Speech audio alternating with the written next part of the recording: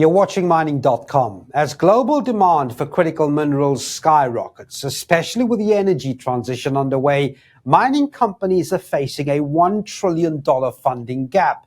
But what's really at stake here? And how are companies adapting to these challenges?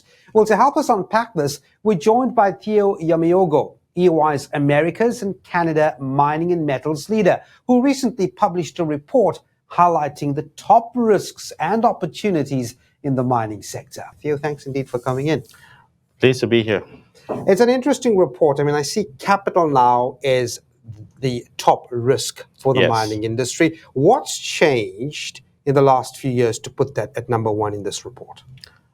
Well, it's interesting actually to first notice that most people that do not know the sector think we're very dinosaurus type and not moving. Actually, when you analyze the top risks that we've been publishing for the last 16 years, you can actually see that this is a very dynamic industry. So capital was number 3 last year and always been the top 10 in the last 5 years as we ramping up all our effort to support the energy transition. So raising capital for new mines, also raising capital to expand existing mine in the brownfield environment, or even just raising capital so that we can streamline our portfolio has become front, right, and center for mining executives. And this year, it made it to number 1. We're actually not surprised by it. There's other similar reports floating around the industry that confirm that our survey is very strong. I recently read in actually one of your columns how a group of pension funds team up together. They built 15 trillion. Yep. And they also brought up the fact that they need to be bigger players in the mining sector because we are not going to have energy transition without metals and minerals. I'm curious about why the money is not going directly into those investments. I mean, do we have far more destinations that can give you a better return these days compared to 30 years ago? It seems that's the case. I think it's a societal issue overall. I think the wording that people have been using recently is a patient capital. Patience for capital in the same way is very interesting because rarely do we see the retail investors being interested in it because they want to put the money in things that are moving right now so they can get the return. So even last year we talked about the fact that we expect the pension fund and the sovereign fund to be more long-term patient capital and be more interested in investing in mining. Now, what is interesting for me is that when you think about the third one, which is geopolitics, it's affecting how the capital is flowing. It's not flowing freely. And some countries have put roadblocks to not allow certain type of capitals in the environment. So that doesn't help even when we have the gap. Look, you mentioned this in your early answers, environmental stewardship.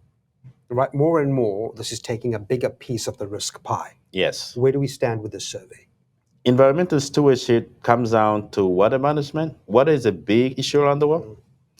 And communities really care about water, even states and governments care about how you manage the water. So using less water, also making sure we don't pollute the water. Environmental stewardship also has a lot to do with waste management. Gone are the days where we just drive trucks and create the dust plumes and everything, or gone are the days where we just dump some waste everywhere. So we have to be mindful of that. And the tailings dams incidents and horrific death toll and impact on the environment have taught us that we need to really pay attention to that, right? Yeah. And the third one is nature positive because it's easy to solve for problems we used to create, but it's more challenging to come up with even a positive addition to the mining in the community. So that's why the nature positive one and biodiversity is also important. I noticed that joint ventures are beginning to sort of uptick more.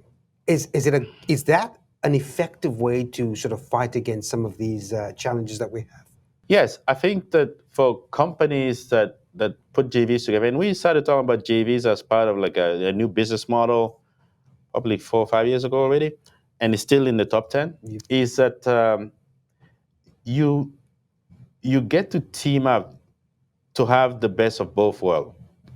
So when you think about the knowledge capital sitting in each companies, once you put it together in a project, you actually get the best of both, and that is definitely one way to de-risk our approach to increase, the stewardship for the environment, but to also help companies not be alone building these new projects. Because at the end of the day, when you think about capital discipline and returns, you don't want to put all your eggs in one basket either. So we're starting to see more and more that there's, especially in the copper space, we've seen a lot. Silver, base metal, we're starting to see more of that, All which right. is good.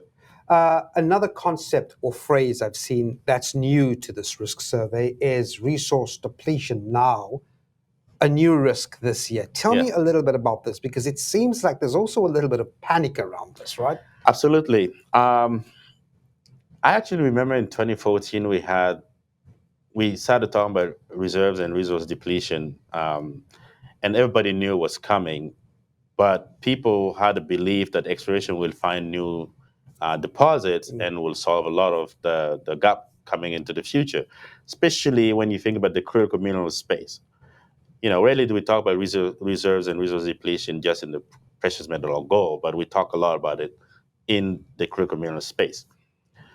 What has happened now is that when we project the demand for critical minerals, so whatever we need to not only go into energy transition, but also help developing countries, we're not seeing the gap really clearly, Yep. because we now have a better picture of what the energy transition is going to look like and what the business as usual is going to look like. So we're starting to see the gap. And when you match that gap to the supply, to all the project being, and coming up, and you and I know mining project takes like 10 years or more to actually come online. So when you match that gap with what we can come up online with, then you're seeing that, okay, and resource depletion is going to be a big deal.